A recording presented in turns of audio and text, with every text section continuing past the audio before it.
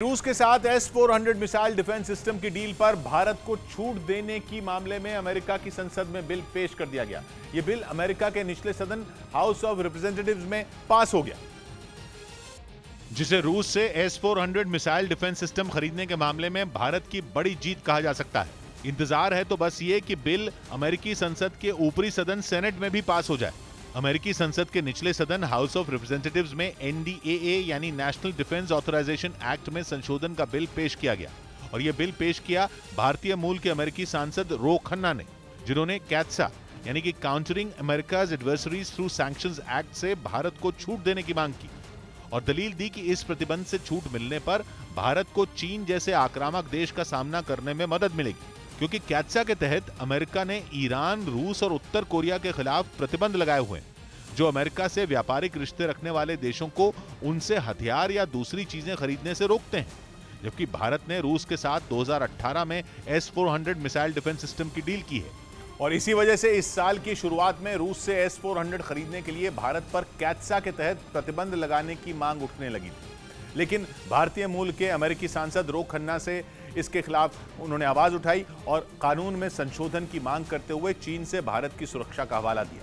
भारत ने S-400 missile defence system खरीदने के लिए अक्टूबर 2018 में रूस के साथ $500 करोड़ यानी भारतीय रुपयों में करीब 40,000 करोड़ रुपए की डील की थी। इस डील के तहत भारत को S-400 मिसाइल डिफेंस सिस्टम की 5 यूनिट मिलेंगी, जिनमें पहली खेप पिछले साल और दूसरी खेप इस साल भारत पहुंच चुकी है।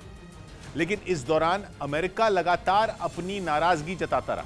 2018 में ट्रंप ने भी इसका विरोध किया था। यह विरोध तब और बढ़ गया था जब यूक्रेन युद्ध के बीच भारत को रूस से S-400 मिसाइल डिफेंस सिस्टम की नई खेप मिली, क्योंकि अमेरिका रूस से व्यापार पर बैन लगा चुका था।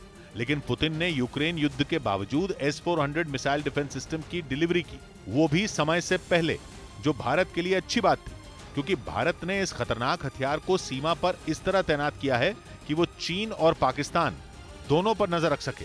दुनिया में जो हालात हैं उसके बाद S-400 भारत के लिए और ज्यादा जरूरी हो जाता है। लेकिन अमेरिका डील में अड़ंगा डाल रहा था, पर कैट्सा से छूट मिलने का रास्ता खुलना भारत के लिए अच्छी खबर है। हालांकि अभी ये संशोधन कानून का हिस्सा नहीं बन पाया है, क्योंकि कानून बनने के लिए इसका संसद के दोनों सदनों में पास होना जरूरी है। लेकिन उम्मीद जताई जा रही है कि जल्द ही ये मुश्किल भी आसान हो जाएगी।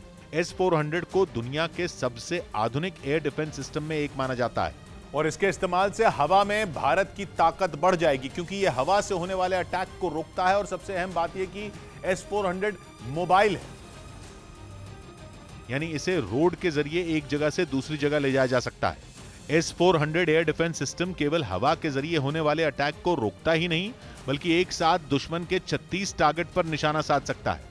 सबसे बड़ी बात यह कि भारत की सीमा पर तैनात S-400 missile, drone, rocket launcher और लड़ाकू विमानों को रोक सकता है और इसीलिए ये चीन के खिलाफ भारत के पास बड़ा हथियार है। S-400 में 400 इस सिस्टम की रेंज का प्रतीक है, यानी भारत को जो सिस्टम मिले हैं उनकी रेंज 400 किलोमीटर है, यानी ये 400 किलोमीटर दूर से ही अपने टारगेट को डिटेक्ट कर सकता है और फिर काउंटर अटैक कर सकता है। इसके अलावा ये 30 किलोमीटर की ऊंचाई पर भी अपने टारगेट को बर्बाद कर सकता है।